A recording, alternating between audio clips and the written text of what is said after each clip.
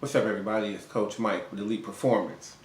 Today, I want to talk to you about a really important health, nutrition issue that there's a lot of bad information out there about, tons and tons and tons and tons of bad information.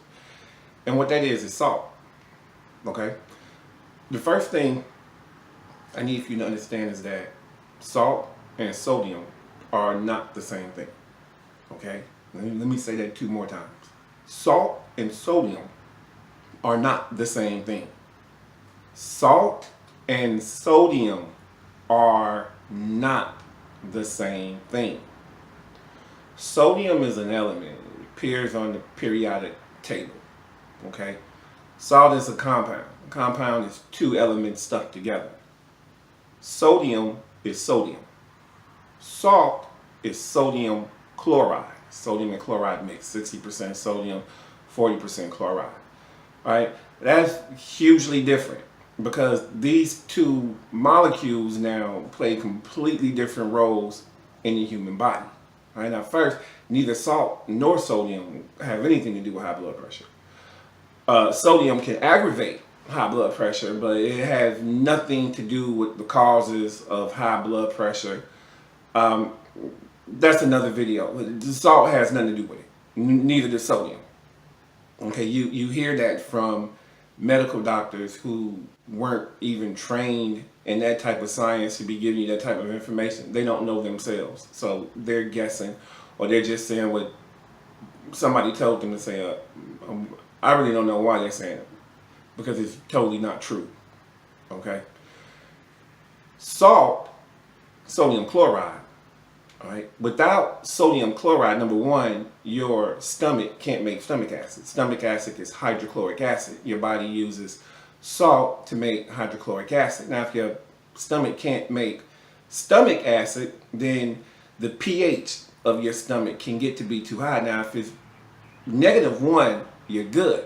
But if you don't have enough salt and your stomach acid begins to raise even up to as just a 2, all right, a lot of biological functions can no longer happen.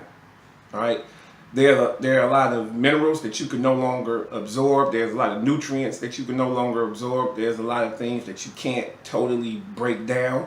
Not having enough salt, not having enough strong enough stomach acid is the cause of reflux. Okay, it is not acid reflux. Doctors even they misnamed it. If you don't have enough stomach acid, all right, then you eat food and your stomach isn't strong enough to keep, well, the stomach acid isn't strong enough to keep the lining of your stomach sterile. So you start to grow stuff in your stomach because your stomach can't clean itself. Then you eat, carbs and sugar, and they release yeast and everything ferments, and you get this gas, you get reflux. It's not acid reflux, it's reflux. It's not too much acid in the stomach. It's the stomach acid isn't strong enough in the stomach. And this is what causes it. And this can be caused by any type of salt restrictive diet. Also, sodium chloride controls nerve impulses in the body. Remember, you're electrical. Okay? And salt is an electrolyte. Salt conducts electricity. So without enough salt, you lose the ability to properly conduct electricity, which is called heat stroke. All right. Amazingly enough, you have heat stroke. What's the first thing they give you in the ambulance on the way to the hospital? Saline solution, which is salt water. All right, because they understand that you don't have enough salt, and that's why this happened. The third thing that salt does in the body is it compartmentalizes where water goes. It helps the flow of where water should be and where water should and should not be stored. Without enough salt, your body, again, loses the ability to do that. In 1995, there was a heat wave in Chicago. It lasted about 2 weeks, and 750 people died. Now, a lot of those people were elderly. A lot of those people were on salt restrictive diets, and they were under the care of physicians. And those people died because the doctors didn't even have enough courtesy to call these people up and say, hey, I know I got you on this salt restrictive diet, but because of the heat wave, you need to, put a tablespoon of salt into a gallon of water and be sipping on that until this is over.